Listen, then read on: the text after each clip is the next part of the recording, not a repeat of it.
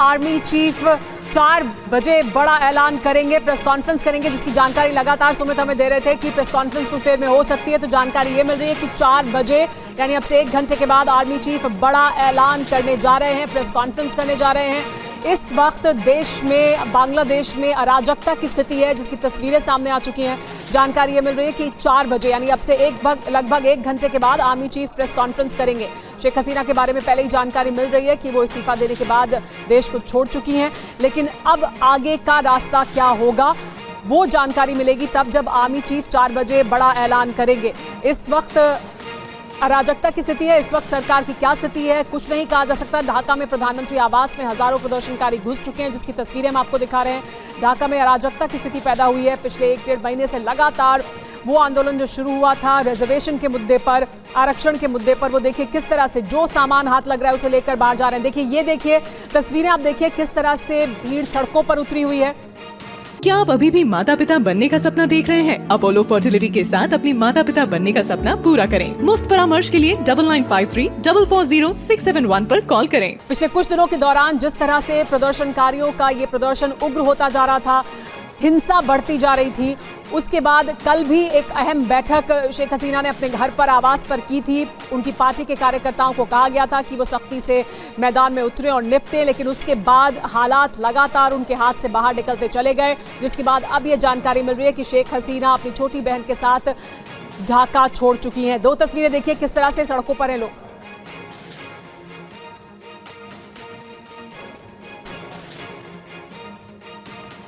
देखिए 2 तस्वीरें हम आपको दिखा रहे हैं। देखिए किस तरह से सड़कों पर बांग्लादेश में लोग सड़कों पर उतरे हुए हैं। प्रधानमंत्री आवास में घुस गए हैं और प्रधानमंत्री आवास में जाकर जो हाथ लग रहा है उसे ले रहे हैं। और देखिए ये एक तरह से जिस तरह के हालात हमने कुछ साल पहले श्रीलंका में देखे थे, ठीक उसी तरह के हालात इस वक्त बांग्लादेश में भी दिखाई दे रहे हैं।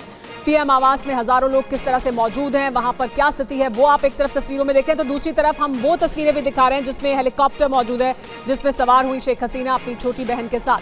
पीएम आवास में हजारों लोग इस वक्त भी मौजूद हैं, हजारों की संख्या में। इस वक्त अराजकता की स्थिति है, कोई अथॉरिटी इस वक्त नहीं दिखाई दे रही है। बताया ये जा रहा है कि सेना की तरफ से एक प्रेस कॉन्फ्रेंस होगी 4 बजे यानी लगभग अब से 1 घंटे के बाद। आर्मी चीफ संबोधित करेंगे। शेख हसीना और उनकी बहन के बारे में जानकारी मिल चुकी है, तस्वीरें सामने आ चुकी हैं, यानी ये बताया गया है कि देखिए वो छोड़ चुकी हैं ढाका और पीएम आवास। देखिए ये तस्वीरें हैं पीएम आवास की, जहां पर हजारों की भीड़ मौजूद है। सुमित हमारे साथ लगातार बने हुए हैं। सुमित, देखिए ये तस्वीरें ठीक उसी तरह की तस्वीरें हैं जिस तरह की तस्वीरें हमने श्रीलंका में देखी थी, तब जबकि वहां पर राष्ट्रपति आवास में लोग घुसे थे, लेकिन दोनों में फर्क ये है कि वहां पर लोग जो आर्थिक हालात थे उनसे बहुत परेशान थे, त्रस्त थे, और इस वजह से इस तरह के हालात बने थे। हमारे साथ संजय भारद्वाज भी जुड़ गए, उनसे बात करते हैं। संजय भारद्वाज जी, हम बांग्लादेश की तस्वीरें इस वक्त दिखा रहे हैं, जिस तरह की अराजकता की स्थिति बनी हुई है। पिछले कई महीनों के दौरान जो प्रदर्शन हुआ है, जो रिजर्वेशन के मुद्दे से शुरू हुआ था, वो आखिरकार सरकार हटाने के मुद्दे तक पहुंच गया था और अब इस तरह की स्थिति बनी है। लगातार जो हिंसा है वो बढ़ती जा रही थी बांग्लादेश में, इस वक्त अराजकता की स्थिति है। संजय जी। नहीं, देखिए निश्चित रूप से पहली बात, 2-3 बातें मैं आपको आपके फैक्ट्स बताता हूँ कि देखिए ये हालात वही हो गए जो श्रीलंका में हुए, कि जो पॉलिटिकल, जो इकोनॉमिक और सोशल अनरेस्ट था, लोगों का अनएम्प्लॉयमेंट को लेके, करप्शन को लेके, या जो कोटा और सोशल जस्टिस इश्यूज को लेके जो लोगों का एंग्वेज था, जो लोगों का गुस्सा था, वो पॉलिटिकल गुस्से में परिवर्तित हो गया और जो पॉलिटिकल एक बड़ा फोर्स क्रिएट हो गया बांग्लादेश में, जो एंटी हसीना फोर्स था, वो सब एक साथ यूनाइटेड हो गए और उसको शेख हसीना ने इसको हैंडल करने में, और ये कहेंगे आप, उसको मिस हैंडल किया, उसको ठीक से हैंडल नहीं कर पाए। इंस्टीड ऑफ डायलॉग और बातचीत के माध्यम से उस मुद्दे को सुलझाना चाहिए था, उसको फोर्स और कोर्स के माध्यम से सुलझाने का प्रयास किया। तो ये बात आप मान के चलिए कि जो जिस तरीके का कि हालात क्रिएट हुए हैं बांग्लादेश में आज के दिन, इसमें शेख हसीना बराबर की जिम्मेदार है और उन्होंने इस तरीके के स्टेटमेंट्स दिए कि जो प्रोटेस्टर्स थे, खासकर जो स्टूडेंट्स थे, यंग जनरेशन संजय जी, एक सवाल जरूर इस वक्त समझ आता है और ये लाजमी है पूछना कि श्रीलंका में इस तरह के हालात पैदा हुए, अराजकता हुई, बांग्लादेश में हम ये देख रहे हैं, तो ये जो सब कॉन्टिनेंट है इसमें लगातार हम एक के बाद एक देशों में इस तरह के हालात बनते हुए देखते हैं, क्या इसमें चाइना एंगल भी है? देखिए, आप इस जो डोमेस्टिक डेवलपमेंट बांग्लादेश में हुआ है, इसमें चाइना फैक्टर नहीं है। श्रीलंका में निश्चित रूप से चाइना की वजह से डेट ट्रैप हुआ था और आर्थिक संकट आया था, लेकिन बांग्लादेश में चाइना की वजह से कोई संकट नहीं आया। लेकिन ये बात मान के चलिए कि इकोनॉमिक जो अनरेस्ट था, जो वो पॉलिटिकल अनरेस्ट के रूप में बढ़ता चला गया। और शेख हसीना का जो सबसे बड़ा एक गलती हुआ कि जो प्रोटेस्टर थे, जो अपने राइट्स की डिमांड करते, यूथ डिमांड कर, उनको रजाकार से नामित कर दिया, रजाकार से जोड़ दिया कि ये रजाकार हैं, ये टेररिस्ट हैं। मुझे लगता है कि वो कहीं बैकफायर कर गया और जो एंटी अवामी लीग फोर्सेस थे वो सब साथ आके उन्होंने ज्वाइंटली सर, लेकिन सवाल यही था कि आखिर संवाद कायम ना कर पाना समझ आता है, लेकिन किस तरीके से आरक्षण की ये मांग सीधा उनके इस्तीफे की मांग तक तब्दील हो गई। हालात जिस तरीके से बिगड़ते रहे, उसी के तहत सुमित इस वक्त क्या तस्वीरें और खबर सामने आ रही है, एक क्विक अपडेट एक्सपर्ट्स के साथ बात करने से पहले चाहूंगी, क्योंकि खबर है बड़े नेताओं के साथ आर्मी चीफ की मुलाकात को लेकर। और बड़े नेताओं के साथ आर्मी चीफ की मुलाकात जिस वक्त हो रही है, उसमें थोड़ी देर पहले हमारे सहयोगी ने खबर बताई कि अब से थोड़ी देर बाद प्रेस कॉन्फ्रेंस भी हो सकती है। हालांकि अब 4 बजे का वक्त बताया जा रहा है जब बड़ा ऐलान हो सकता है। हालांकि खबर यह भी सामने आई कि एक वीडियो मैसेज रिकॉर्ड करना चाहती थी शेख हसीना, लेकिन वो ऐसा नहीं कर पाई। और अचानक बिगड़े हालात के तहत ही आज जिस तरीके से ढाका कूच कर रहे थे सभी प्रदर्शनकारी, जो मार्च फॉर ढाका का ऐलान किया गया था, ये अंदेशा था कि अब ढाका में ही हजारों लोगों की मौजूदगी हो सकती है। फिलहाल गढ़ भवन की भी ये तस्वीर आपको दिखा रहे हैं, जहां पूरे पीएम हाउस पर ही अब प्रदर्शनकारियों का कब्जा हो चुका है। क्या ये अंदेशा पहले से था, जिसके तहत अचानक देश छोड़ने का फैसला शेख हसीना को लेना पड़ा? तस्वीर आपको हम उस वक्त की भी दिखा रहे हैं जहां अपनी बहन के साथ शेख हसीना देश छोड़ते हुए नजर आई हैं। हालांकि सवाल यह कि अब शेख हसीना कहां गई है? अगर ये एक सेफ एग्जिट की भी कोशिश थी, तो वो कौन सा सेफ जोन है जहां पर अब शेख हसीना जा रही है? लहरी सर, सवाल उस आधार पर अचानक बिगड़े हालात और अचानक देश छोड़ने का लिया गया फैसला। लहरी सर, बात यह है कि बांग्लादेश का स्थिति बड़ा नाजुक है। पहले कुछ दिनों से जब चाइना भी गया था, लेकिन उसके बाद से वहाँ का स्टूडेंट का जो प्रोग्राम था, प्रॉब्लम था, उसका जो कोटा जो होना था, उसके लेके जो समस्या चल रही, लेकिन स्थिति बहुत ही बिगड़ गया। बाद में मेरे को लगता है कि ये जो एक्सट्रीमिस्ट फोर्सेस है, खास तौर पे जिसको कहा जाता है कि इस समय बड़ा सवाल ये है कि क्या भारत आ सकती हैं, क्या पश्चिम बंगाल आ सकती हैं, क्या भारत आ सकती है? अभी तक भारत का रूप है, ये बांग्लादेश का इंटरनल मैटर है, आभ्यंतरीण इशू है। लेकिन वहाँ पे अगर माइनॉरिटीज के ऊपर जो अत्याचार होने का खबर भी आ रहा है, ये भारत के लिए चिंता का विषय है। इसलिए भारत सरकार निश्चित उचित कदम उठाएंगे। अगर नया कोई सरकार बनता है, उसके साथ जरूर बातचीत करेंगे। लेकिन बात यह है कि अभी फिलहाल इंडिया के तरफ से डायरेक्टली दखल देना किसी पड़ोसी देश में वो संभव नहीं होता है, तो संभव नहीं लग रहा है। नहीं, लेकिन अगर वो वहां से उड़ी हैं या वहां से देश छोड़ रही हैं, ढाका छोड़ा है उन्होंने, तो वो कोई सेफ जगह अपने लिए ढूंढेंगी। वो सेफ जगह क्या भारत हो सकती है? क्या भारत वो करेगा या भारत इससे अपने आप को दूर रखने की कोशिश करेगा? नहीं, देखिए, वहां पे इस समय भारत विरोधी भयंकर प्रचार चल रहा है, इसलिए भारत को डायरेक्टली आएंगे तो ये भारत के लिए और भविष्य में अगर कोई नया सरकार बनता है, उसके लिए रिलेशन रखना डिफिकल्ट हो सकता है। भारत का बहुत बड़ा स्टेक है, खास तौर पे हमारा उत्तर पूर्व भारत जो है, उसके साथ जो शेख हसीना सरकार के समय में जो कनेक्टिविटी हुआ, जो बड़ा है, वो एक्चुअली बहुत ही मुश्किल में पड़ जाएगा। इसलिए मुझे नहीं लग रहा कि हो सकता है कि कोई इसका भारत और बांग्लादेश दोनों का कोई कॉमन फ्रेंड हो, इसके कहाँ जा सकता है। भारत में डायरेक्टली आना, मैं कोई कंफर्मेशन नहीं है, खबर नहीं है, मैं इसलिए स्पेकुलेशन नहीं करूंगा। लेकिन पॉलिटिकली मुझे लग रहा है भारत में डायरेक्टली आना भारत के भविष्य कूटनीति के लिए मुश्किल को भी वो नुकसान पहुंचा सकता है। संजय भारद्वाज जी, आपका भी यही मत है कि भारत सरकार नहीं चाहेगी कि इस वक्त जो हालात बने हुए उसमें ऐसा लगे कि भारत समर्थन कर रहा है या भारत वहां की जनता के खिलाफ खड़ा हुआ है सरकार, तो सरकार बहुत संभल कर इस पूरी स्थिति में आगे बढ़ेगी? शेख हसीना सीधे नहीं आएंगी भारत? देखिए, भारत की जो नीति है, मुझे जहां तक समझ में आता है, श्रीलंका के विषय में भी ये बात आई थी और बांग्लादेश के विषय में भी, कि हमेशा भारत चाहता है कि प्रो डेमोक्रेटिक और प्रो पीपल सॉल्यूशन होना चाहिए। जनता इस चीज के लिए जनता कोशिश कर रही है। जनता ने जिस संजय भारद्वाज जी का हमसे संपर्क टूट गया है, लेकिन हमारे साथ SBS थाना जी बने हुए हैं। जी संजय जी, बात पूरी करें। एसबी अस्थाना जी, ये देखिए, ये जो हालात अभी दिखाई दे रहे हैं, बताया जा रहा है कि 4 बजे आर्मी चीफ प्रेस कॉन्फ्रेंस करेंगे, वो अहम जानकारी देंगे। ये वही आर्मी चीफ है, ये वही सेना है जो लगातार समर्थन करती रही शेख हसीना का। पूरे बांग्लादेश में सेना ने मोर्चा संभाल लिया है, जानकारी मिल रही है। पूरे बांग्लादेश में सेना ने मोर्चा संभालने के बाद हालात को नियंत्रण में करने की कोशिश कर रही है सेना। शेख हसीना छोड़ चुकी हैं ढाका, ये जानकारी मिल रही है। कहाँ का वो रुख करेंगी, ये अभी सवालों के घेरे में है, लेकिन पूरे बांग्लादेश में सेना मोर्चा संभाल चुकी है। हमारे साथ एसबी अस्थाना जी। एसबी अस्थाना जी, सेना शेख हसीना के साथ खड़ी हुई थी इतने सालों तक, अब सेना ही मोर्चा संभाल रही है, तो क्या वही सबसे बेहतर विकल्प है इस समय कि उनके हाथ में हो ये हालात, या जनता के मन में सेना के खिलाफ भी गुस्सा है?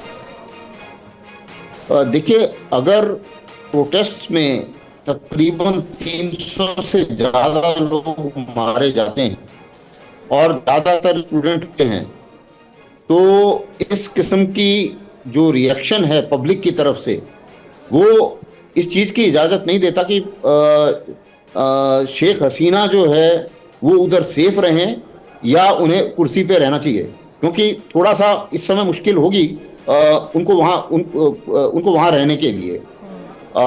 ऐसे अराजकता के हालत में जो आर्मी का टेक ओवर है वो एक विकल्प है, और मेरे विचार से शायद इसी विकल्प के ऊपर बांग्लादेश काम करेगा। हालांकि ये बहुत अच्छी बात नहीं है, क्योंकि हमारे आसपास अगर आप देखें भारत की बड़ी विडंबना रही है। सर, एक अपडेट अस्थाना सर देना चाहूंगी। हालात के बीच लगातार बड़ी खबरें सामने आ रही है कि किस तरीके से बड़े शहरों में अब पुलिस भी पीछे हट चुकी है, तो ज्यादातर संख्या में जिस तरीके से लोग अब ढाका का रुख कर चुके हैं, हालात जिस तरीके से अभी बने हुए हैं, सेना के कंट्रोल की बात भी सर, इसीलिए अस्थाना सर वापस आपके पास आ रही हूँ, क्योंकि सेना भी खुद इस पक्ष में थी कि उनको इस्तीफा दे देना चाहिए। बिल्कुल, अभी जो हालात जिस किस्म से हैं, उस हालात में शेख हसीना के बस की बात नहीं है इसको कंट्रोल करना। तो अब देश को अगर यूनाइटेड रखना है और कंट्रोल में लाना है तो सेना की जरूरत पड़ेगी। पुलिस के भी तकरीबन 14 से ज्यादा पुलिसकर्मी मारे जा चुके हैं। राइट। पुलिस भी थोड़ा घबराएगी इस समय आगे आने में। जी, एक और सब बड़ी खबर आ रही है, बड़ी खबर ले लेते हैं। माफ कीजिएगा, आपको बीच में रोकेंगे जब भी बड़ी खबर आएगी। सिविल सोसाइटी के लोगों को बुलाया गया है, जो बैठक हो रही है उसमें बड़े फैसले लिए जा रहे हैं। सिविल सोसाइटी के लोगों को कहा गया कि वो आगे आए। सेना मुख्यालय में आर्मी चीफ की अहम बैठक, जिसमें खुद आर्मी चीफ मौजूद हैं, साथ ही सिविल सोसाइटी के लोगों को भी बुलाया गया है। आर्मी चीफ ने एक और मीटिंग बुलाई है जिसमें वो सिविल सोसाइटी के लोगों से भी बात करेंगे। देखिए, 2 तस्वीरें हम दिखा रहे हैं, किस तरह से 1975 के हालात बने थे और अब 2024 में जो बेटी है उनका तख्ता पलट हुआ। तब पिता का तख्ता पलट हुआ था और अब बेटी का तख्ता पलट हुआ है। 1975 के बाद 2024 की तस्वीर शेख हसीना को तब जब हेलीकॉप्टर में अपनी बहन के साथ छोड़ना पड़ा है ढाका को। लेकिन सुमित, जो सवाल मैं पहले भी आपसे पूछ रही थी कि श्रीलंका में जो हमने हालात देखे थे वो आर्थिक तंगी और आर्थिक परेशानी ज्यादा उसके केंद्र में थी। ये क्या शासन के खिलाफ भी ज्यादा था? जिस तरह से वो शासन कर रही थी, जब चुनाव हुआ तो विपक्ष पूरी तरह से वहां नहीं था, विपक्ष विहीन चुनाव हुआ था। जो ऑटोक्रेटिक रूल जिसका इल्जाम बांग्लादेश के लोग उन पर लगा रहे थे, या बांग्लादेश की जो ऑपोजिशन की पार्टीज उन पर लगा रही थी, क्या उसके खिलाफ भी ये प्रदर्शन है और इस वजह से इतना उग्र होता चला गया? देखिए, बिल्कुल, अगर सुमेरा आप देखें कि 2009 से लगातार प्रधानमंत्री थी। सबसे खास बात यह कि लगातार उनका जो पैड थी या फिर जो उनका जो पॉपुलैरिटी बहुत ज़्यादा थी, लेकिन 2018 के बाद से लगातार जब से ये मूवमेंट स्टार्ट हुआ, तब से लगातार जब इसका प्रोटेस्ट स्टार्ट हुआ, तब से लेकर अब तक करीबन 4-5 साल में उनकी सिचुएशन को, उनकी इमेज को बहुत ज़्यादा नुकसान पहुंचा। आपको याद होगा कि अभी हाल में जब आपको रोकना चाहूंगी, सीनियर जर्नलिस्ट गौतम लहरी सर हमारे साथ हैं। और लहरी सर, 1975 के साथ साथ आज की तस्वीर हम दिखा रहे हैं, आप ज्यादा बेहतर समझा पाएंगे बांग्लादेश के उस हालात को देखते हुए, क्योंकि 1975 में पिता और 2024 में बेटी के तख्ता पलट की इस तस्वीर के बीच सबसे बड़ी चुनौती कि आप सेना के सामने है, हालात को कंट्रोल करना, यह कैसे संभव हो पाएगा सर?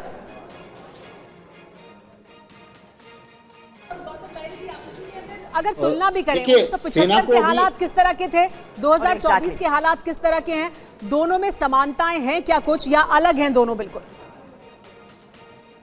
देखिए, गौतम लहरी जी, समानताएं नहीं है, क्योंकि अभी जो हालात हैं, अभी क्या मेरे को पूछ रहे थे? जी गौतम सर, आपसे सवाल था 1975 के साथ साथ मैं आज ये की तस्वीर। कहूंगा कि आर्मी चीफ जो बैठक बुलाया है सारे पॉलिटिकल पार्टीज के साथ, लेकिन हमें भारत के तरफ से एक ही चिंता होना चाहिए, क्या बैठक में जमायत को भी बुलाया गया? अगर जमायत बुलाया गया तो जमायत रहे, कोई स्टेक होल्डर हो, उस भारत के लिए भविष्य में चिंता का विषय होगा। इसलिए हमें देखना है, सिविल सोसाइटी भी आ रहा है, सिविल सोसाइटी का लोग अगर क्या सुझाव देते हैं इसके लिए इंतजार कर। सबसे ज़्यादा हम कहेंगे कि आर्मी चीफ जब एड्रेस टू द नेशन करेंगे उसमें शायद वो खुला, अभी तक कोई फैसला हो नहीं पाया है क्योंकि इसमें बहुत सारे डिमांड काउंटर डिमांड चल रहा है। इसलिए क्या इसका पॉलिटिकल शेप लेंगे, वो कैसे होगा, ये हमें देखने के लिए इंतजार करना पड़ेगा। लेकिन हमारा भारत की तरफ से हमें सिर्फ एक ही चिंता है, किसी तरह से जमायत को जो वहाँ पे बैंड हो चुके हैं वो संगठन वो सरकार में हावी ना हो, क्योंकि हमारा जो पुराना जो एक्सपीरियंस है जो हुआ है 2001 में जमायत जब सरकार में थे तो हमारा नॉर्थ ईस्ट को पूरा बेसमाल कर दिया था। इसलिए हमें सिर्फ एक ही चिंता है, भारत की तरफ से यही पहल करना चाहिए। हमारे साथ बहुत सारे इंस्टीट्यूशनल मैकेनिज्म है, बहुत भारत का सिक्योरिटी एजेंसीज के साथ है। ये भारत देखिए, ये यूरोप और अमेरिका वाला भारत के लिए चिंता का विषय इसलिए है कि हम सीधा हमारा प्रदेश है जो बांग्लादेश के साथ जुड़ा हुआ है, 4000 के ऊपर किलोमीटर बॉर्डर है। इसलिए ऐसे बांग्लादेश में अस्थिर अगर होगा, ये भारत के लिए भी चिंता का विषय है। इसके लिए हमें इसको ध्यान से तो पहल करना पड़ेगा, समझना चाहिए। सर आ रहे हैं आपके पास, एक और बड़ी जानकारी दे देते हैं। शेख हसीना ने छोटी बहन के साथ देश छोड़ दिया, ये जानकारी मिल रही है। आर्मी चीफ 4 बजे बड़ा ऐलान करने वाले हैं, बैठक बुलाई है। आर्मी चीफ इस वक्त में एक बैठक में मौजूद हैं। उन्होंने इसके अलावा सिविल सोसाइटी के लोगों की एक और बैठक बुलाई है। जो जानकारी मिल रही है वो ये कि शहरों में पुलिस पीछे हट गई है, क्योंकि अभी तक पुलिस और प्रदर्शनकारियों के बीच जो झड़पें हुई हैं उसमें पुलिस के लोगों ने भी जान गंवाई है और जो प्रदर्शनकारी थे उन्होंने भी जान गंवाई है। 300 लोगों ने जान गंवाई है और उसमें बड़ी संख्या आम लोगों की है, प्रदर्शनकारी छात्रों की और बाकी तमाम लोगों की है। लेकिन गौतम लाहिरी जी, एक और सवाल जो सुरभि आपसे पूछ रही थी उसके बाद तस्वीरें हम आपको दिखा रहे हैं। देखिए 3 तस्वीरें इस वक्त शेख हसीना की देश छोड़ने की तस्वीर।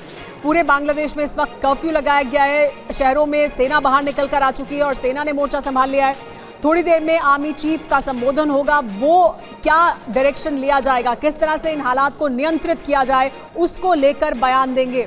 देखिए ये तस्वीरें देखिए, शेख मुजीबुर रहमान की जो प्रतिमा है उस पर किस तरह से लोग चढ़े हैं, यानी उनके भी खिलाफ एक तरह का जो आक्रोश है वो लोगों के बीच देखने को मिल रहा है। ये पीएम हाउस की तस्वीरें भी आप लोगों का तरीका है सुमेरा, वो आक्रोश दिखाने का, क्योंकि हालात जिस तरीके से पिछले 30 दिनों में यहाँ पर लगातार बिगड़ते आए हैं, यही वजह है कि अब लॉन्ग मार्च टू ढाका का ऐलान किया गया था। और ढाका की आज की ये ऐसी स्थिति है कि देश छोड़कर, अचानक देश छोड़कर जाना पड़ा है शेख हसीना को। तख्ता पलट का सवाल भी इसलिए क्योंकि अब शेख हसीना के देश छोड़ने के बाद जिस तरीके से सेना इस वक्त हालात को काबू में करने की कोशिश कर रही है, ये एक बड़ी चुनौती होगी। और यही वजह है कि अब से थोड़ी देर पहले खबर सामने आई थी कि थोड़ी देर में सेना प्रमुख की तरफ से एक बड़ा ऐलान भी हो सकता है, जो अब समय बताया जा रहा है 4 बजे का है।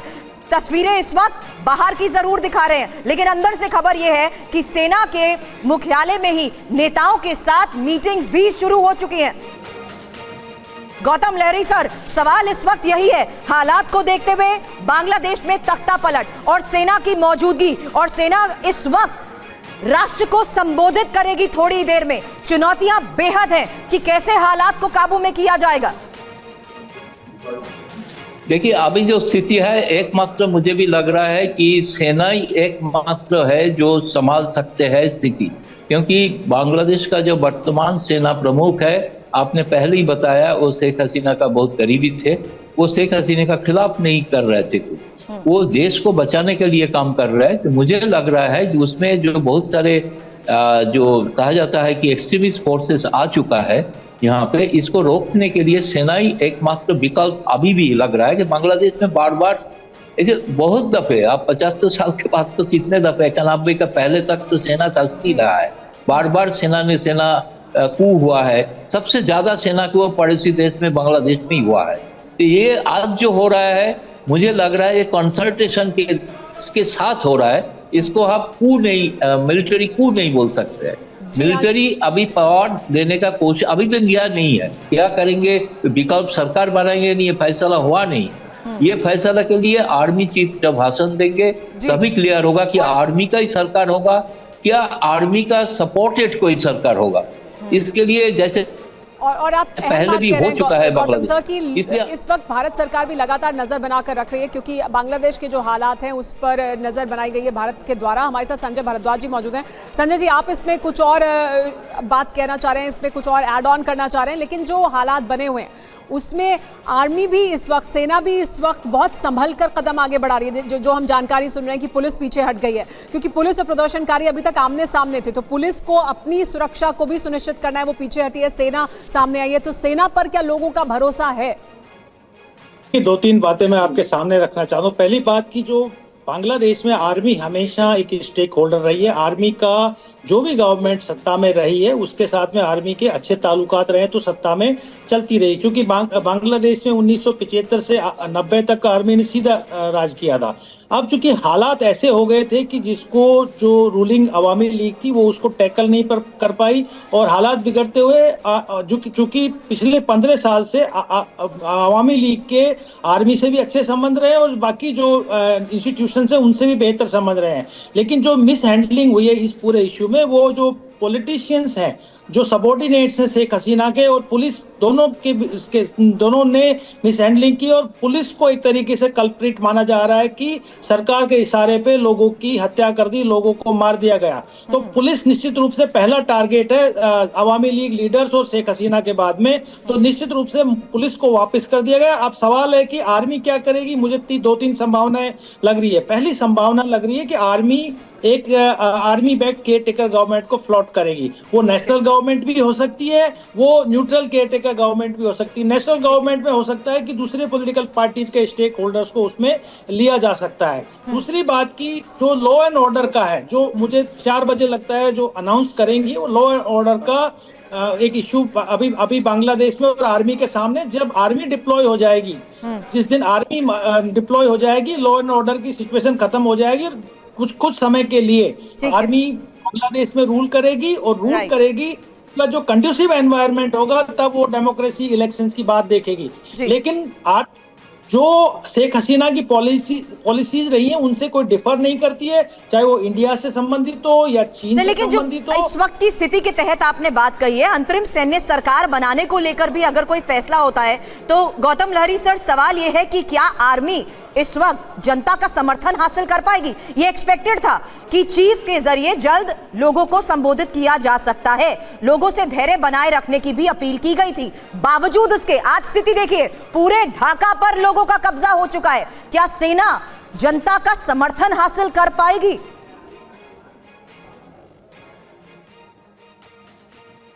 गौतम लहरी सर।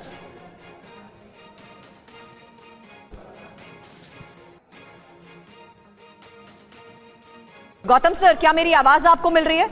लगता है गौतम सर तक मेरी आवाज नहीं जा रही है, लेकिन जिस तरीके की खबरें सामने आ रही है उससे यह साफ हो चुका है कि पूरे ढाका में लोगों का कब्जा हो चुका है और प्रदर्शनकारी किस तरीके से अब मूर्तियों को भी तोड़ रहे हैं। शेख हसीना के पिता की मूर्ति को जिस तरीके से तोड़ा जा रहा है और पीएम हाउस का घेराव कर चुके हैं। जनता ने जिस तरीके से अंदर कब्जा कर लिया है, लोगों के हाथ में जो आया वो अपने साथ उठाकर लेकर जा रहे हैं। इसीलिए खबरें इस वक्त बांग्लादेश से ये है कि सेना ने कमान संभाल ली है। खबर यह है कि 4 बजे बड़ा ऐलान सेना प्रमुख की तरफ से हो सकता है। खबर यह है कि इस वक्त सेना मुख्यालय में नेताओं के साथ मुलाकात हो रही है और इस हालात के बीच में सेना के आगे चुनौती है जनता का समर्थन हासिल करना। और सड़क पर उतरे लोगों का क्या जनता का समर्थन सेना हासिल कर पाएगी? यही अस्थाना सर इस वक्त का सबसे बड़ा सवाल। हालात काबू में कैसे होंगे? देखिए, ये आप बिल्कुल सही बोल रही हैं। सबसे पहले मोस्ट इंपॉर्टेंट चीज है कौन गवर्न करेगा, वो बात की बात है। इस समय लॉ एंड ऑर्डर को कंट्रोल में करना सबसे पहली प्रायोरिटी होगी, सेना की भी और बाकियों की भी। अभी जैसे कि आर्मी चीफ बाकी सब पॉलिटिकल पार्टी से और सभी संस्थानों से बातचीत कर रहे हैं, तो मुझे लगता है कि एक तरीके से कॉन्फिडेंस बिल्डिंग होने के बाद वो अनाउंसमेंट करेंगे और उस अनाउंसमेंट करने के बाद माफ कीजिएगा अस्थाना सर, अब अपनी बात पूरी कीजिएगा। एक बड़ी खबर आ रही है, बता दें, शेख हसीना के भारत आने पर सरकार ने कुछ नहीं कहा है। कहा गया है कि भारत सरकार की तरफ से भी इस पर जल्दी एक बयान दिया जाएगा, जो हालात बने हुए हैं बांग्लादेश में। लेकिन शेख हसीना के भारत आने को लेकर किसी तरह का कोई बयान भारत की तरफ से अभी नहीं दिया गया है। भारत सरकार थोड़ी देर में एक बयान जारी करेगी। भारत सरकार का जो पक्ष है, जो स्टैंड है, वो साफ हो जाएगा इससे कि बांग्लादेश को लेकर भारत सरकार का क्या कहना है।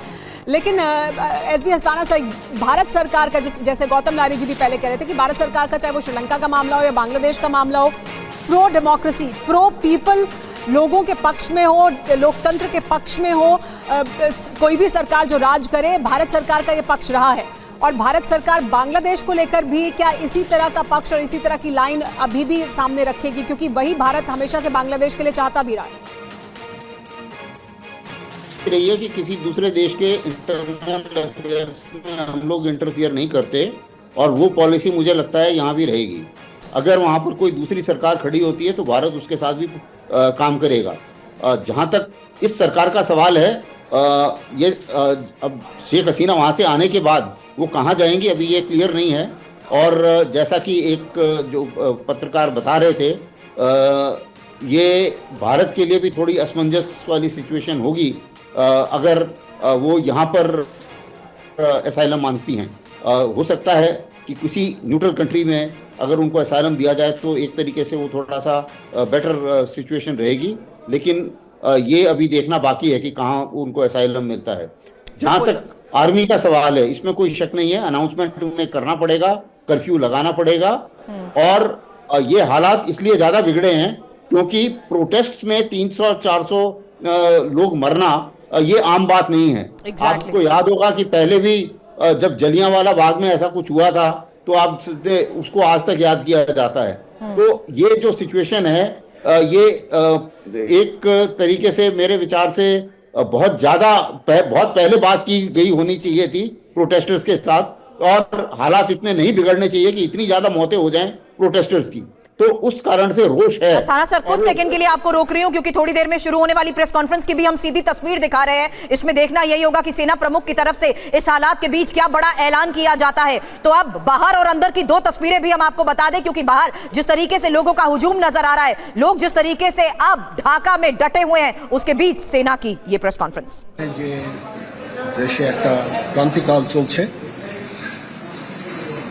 আমি সমস্ত রাজনৈতিক দলের নেতৃবৃন্দকে এখানে আমন্ত্রণ করেছিলাম, ওনারা এখানে এসেছেন। আমরা একটা সুন্দর আলোচনা করেছি।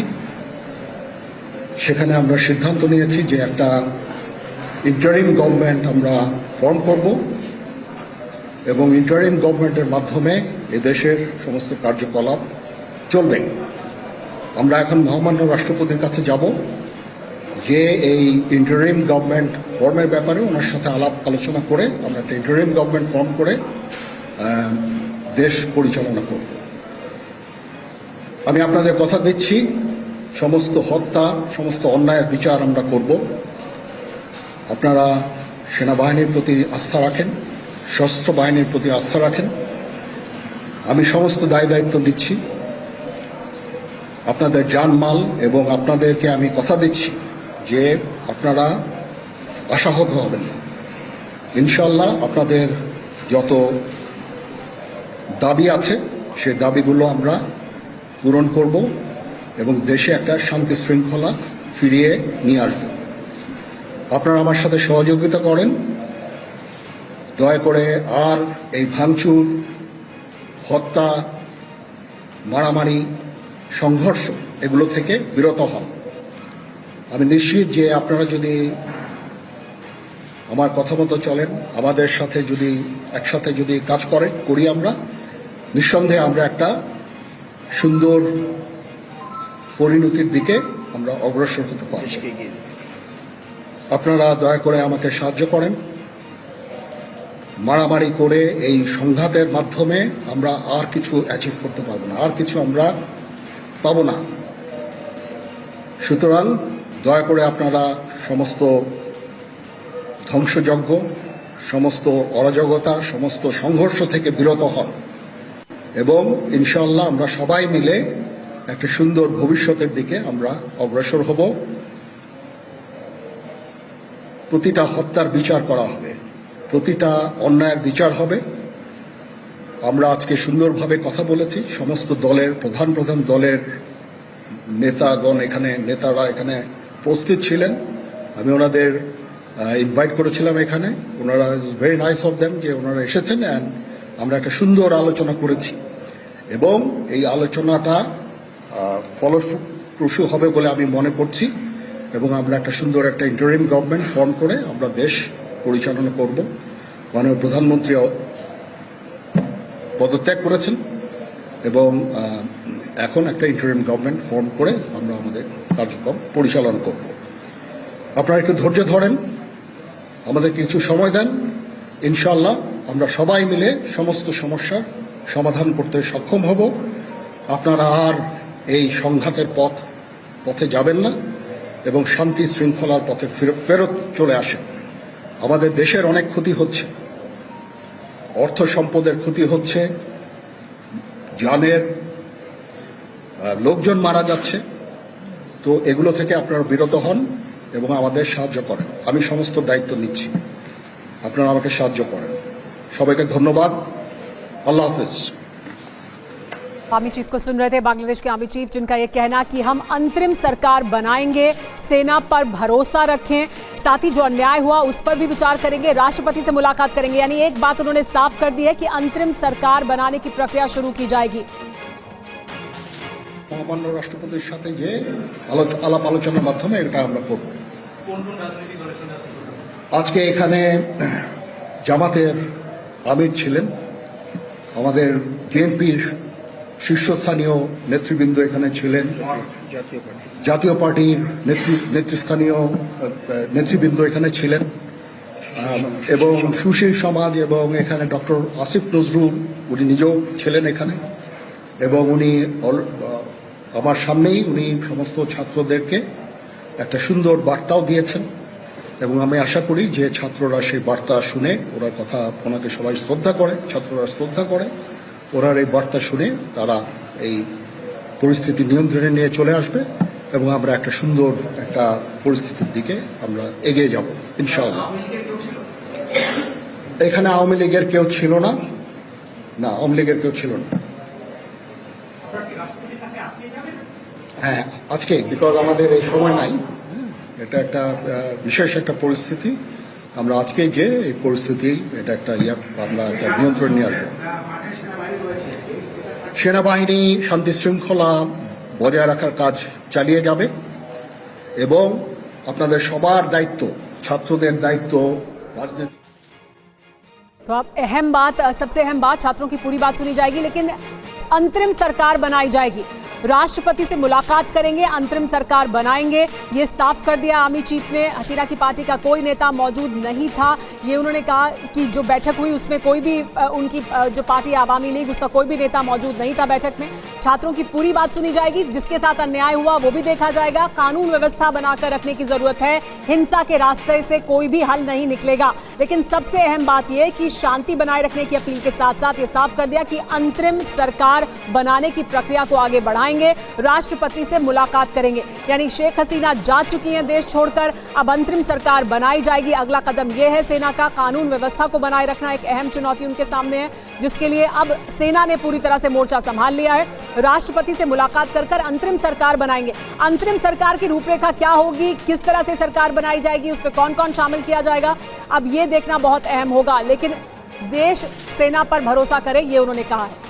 लेकिन अब इसमें सुमेरा सबसे महत्वपूर्ण इस वक्त के हालात को काबू में करना, और आर्मी चीफ क्या बाहर मौजूद जनता का समर्थन हासिल कर पाएंगे, ये सबसे बड़ी चुनौती है। यही वजह है कि उनके संबोधन में उन्होंने सबसे महत्वपूर्ण बात ये बताई कि थोड़ी देर पहले देश के इन्हीं हालात को लेकर जिस तरीके से उनकी नेताओं के साथ मुलाकात हुई है उसमें शेख हसीना की पार्टी का कोई भी नेता मौजूद नहीं था। मेरे सहयोगी गौरव इस वक्त हमें ज्वाइन कर चुके हैं। गौरव, क्या खबरें इस बीच, इस हालात के बीच आपके पास?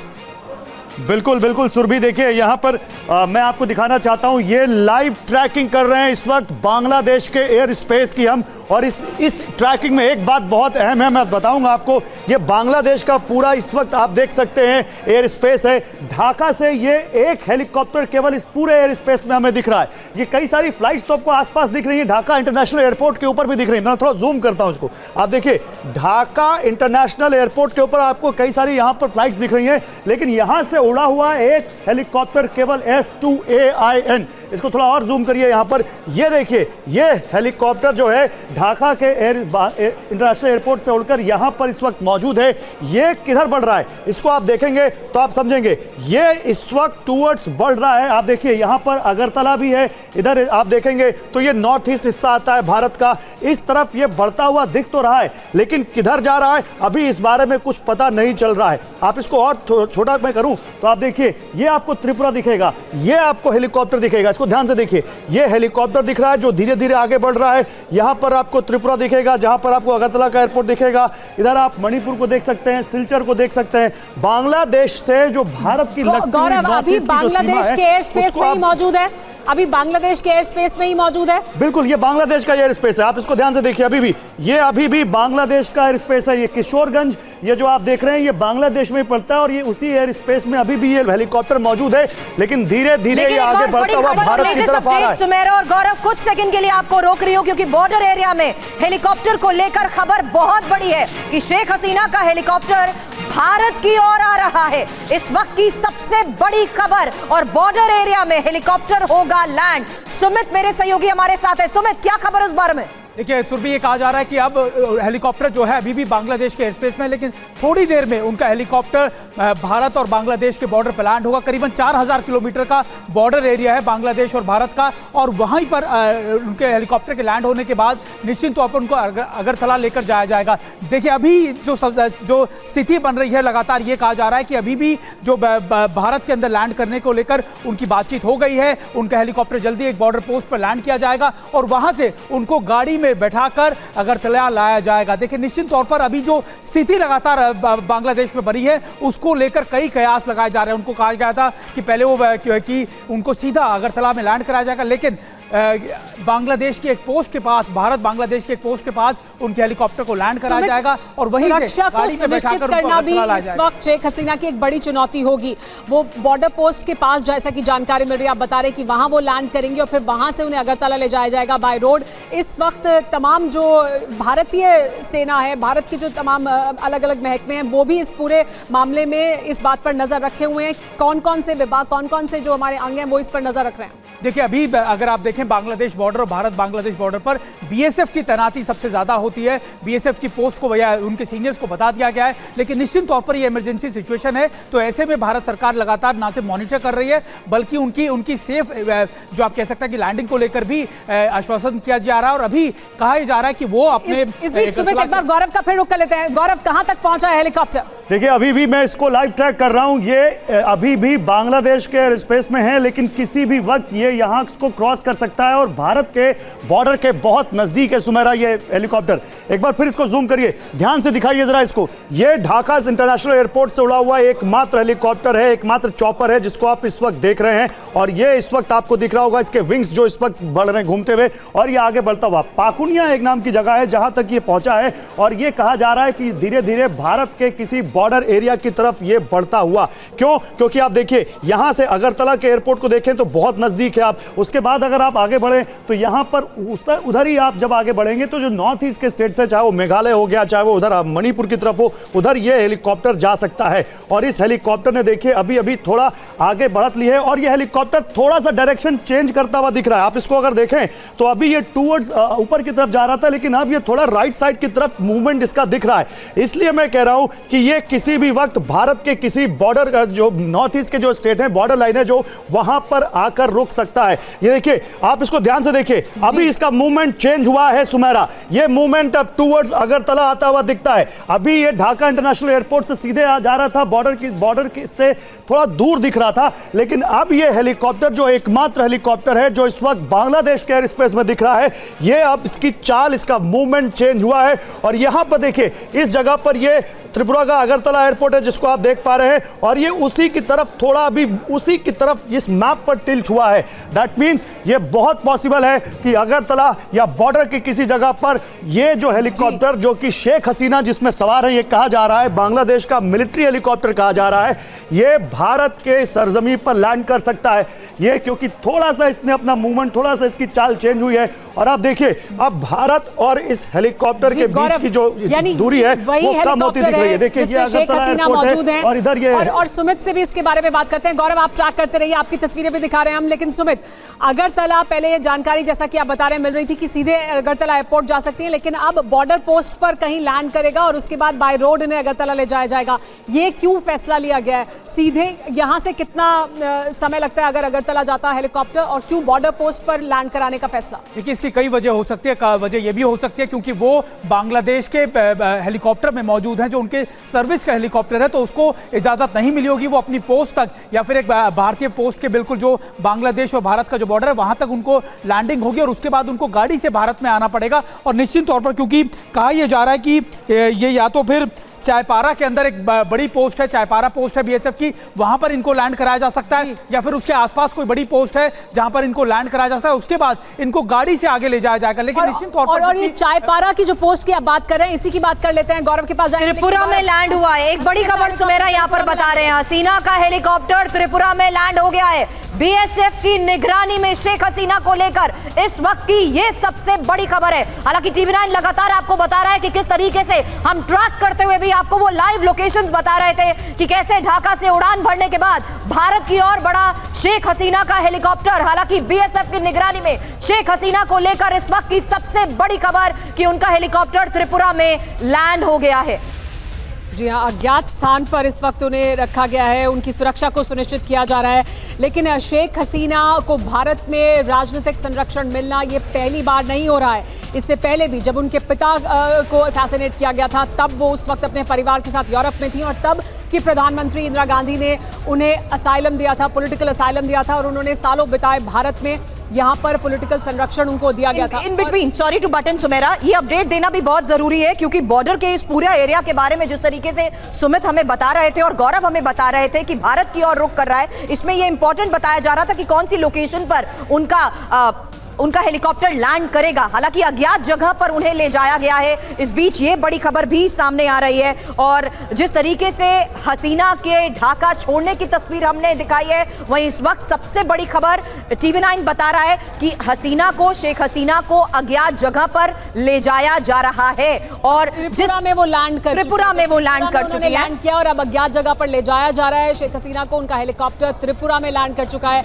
बीएसएफ की निगरानी में है शेख हसीना और उन्हें एक अज्ञात और सुरक्षित जगह पर ले जाया जा रहा है क्योंकि उनकी सुरक्षा को सुनिश्चित करना इस वक्त सबसे बड़ी प्राथमिकता है। जिस तरह से वो बांग्लादेश छोड़कर भारत आई हैं हसीना का हेलीकॉप्टर। लेकिन और देखिए ये प्रधानमंत्री आवास की ढाका की तस्वीरें आप देख रहे हैं। यहाँ पर किस तरह से प्रदर्शनकारी पीएम आवास में घुसे हैं और वहां पर जो अराजकता की स्थिति है वो बनी हुई है, वो तस्वीरें भी हम आपको दिखा रहे हैं। तो एक तरफ सुमेरा ये लोग खुश थे, ये अंदर की वो तस्वीरें हैं जहां पर लोग इस बात से खुश थे ये जानते हुए कि इन हालात के बीच में शेख हसीना ने ढाका छोड़ दिया है और वो यहां से जा चुके हैं। इसलिए जितने प्रदर्शनकारी आज मार्च निकाल रहे थे ढाका में, ये जो लॉन्ग मार्च का ऐलान किया गया था, ये ना सिर्फ स्टूडेंट्स हैं बल्कि वो तमाम प्रदर्शनकारियों को कॉल दी गई थी कि वो आए और सीधा पीएम हाउस का घेराव किया जाएगा। और उनके शेख हसीना के ढाका छोड़ने के बाद लोग खुशी मनाने लगे और अंदर तक आ गए, पीएम हाउस के अंदर आ गए। हालांकि कुछ लोग तो यहां से सामान उठाकर बाहर ले जाते हुए नजर आए और अंदर जिसके हाथ में जो लगा वो अपने साथ ले गए। फिलहाल ये वो हम तस्वीर देख रहे हैं कि पीएम हाउस में कमरे के अंदर ये युवक आ गया है।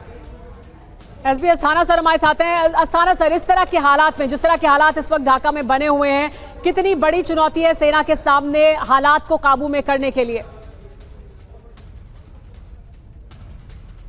चुनौती तो बड़ी है लेकिन मुझे पूरा भरोसा है कि प्रदर्शनकारी भी अगर किसी पर डिपेंड कर सकते हैं तो सेना के ऊपर ही डिपेंड कर सकते हैं। इसलिए जहां जो आर्मी चीफ की जो अपील है उसको ये लोग मानेंगे और ये सिचुएशन कंट्रोल में आ जाएगी क्योंकि आर्मी ने पहले भी ऐसी सिचुएशंस हैंडल की हुई हैं और ये नई बात नहीं है।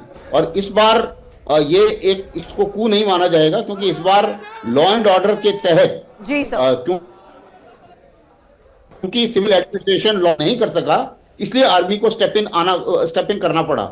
ऐसा प्रोविजन कई कॉन्स्टिट्यूशंस में भी है।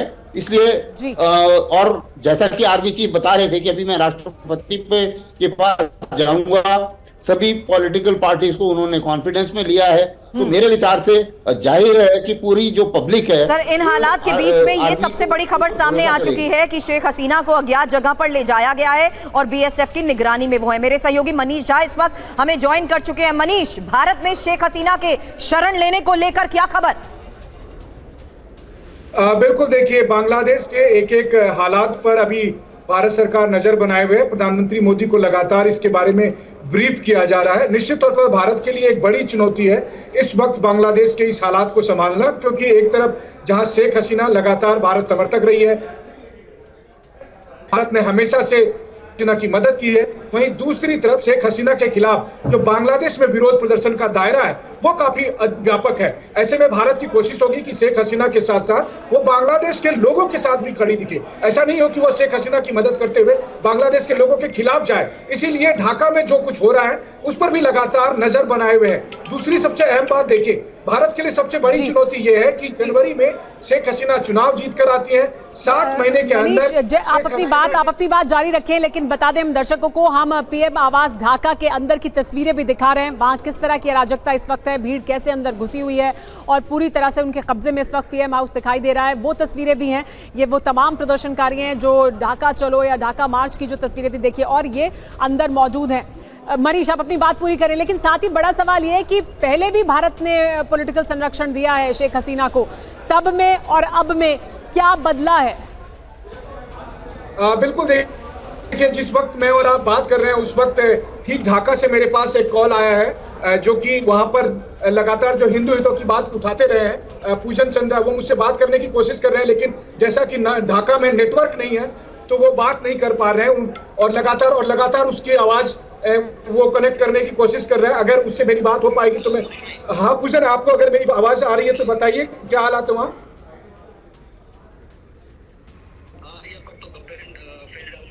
हाँ, आप अभी कहाँ पर हो? आप अभी कहाँ पर हो?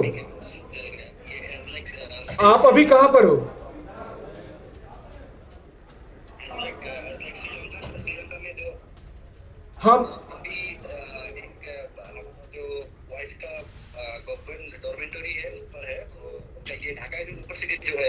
ढाका यूनिवर्सिटी के पास आप लोग हो?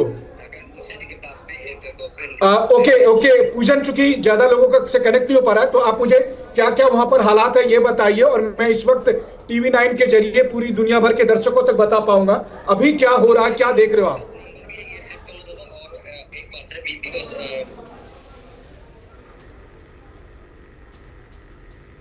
हाँ पूजन, बताएं। हाँ पूजन, बताएं इस वक्त क्या हालात है, आप लोग कहां पर हो, किस तरह से अपनी जान बचाए हो? ढाका बांग्लादेश में आजिमपुर में है, जो ये गवर्नमेंट रेसिडेंस क्वार्टर है। यहाँ पर near of Dhaka university and Shahbag, यहाँ पर लोग आंदोलन का जामात शिविर और स्टूडेंट एक साथ आंदोलन किया है। यहाँ पर एक साइड में एक गवर्नमेंट क्वार्टर में है, तो हम ये है चूंकि फील करते हैं, इनसिक्योरिटी फील करते हैं, ये सिक्योरिटी नहीं है। नहीं, वो तो सही बात है, आप लोग अपना ध्यान रखें। ये बताइए, आपके साथ वहां पर और कितने लोग हैं जो यूनिवर्सिटी के उस डॉर्मेंट्री में मतलब अपनी जान बचाने के लिए जुटे हुए हैं? नहीं, ये तो गवर्नमेंट रेसिडेंस है। यहाँ पर 76 हाउसेस है, गवर्नमेंट बिल्डिंग है। तो यहाँ पर एक ही बिल्डिंग में 76 ये फैमिली रहते हैं।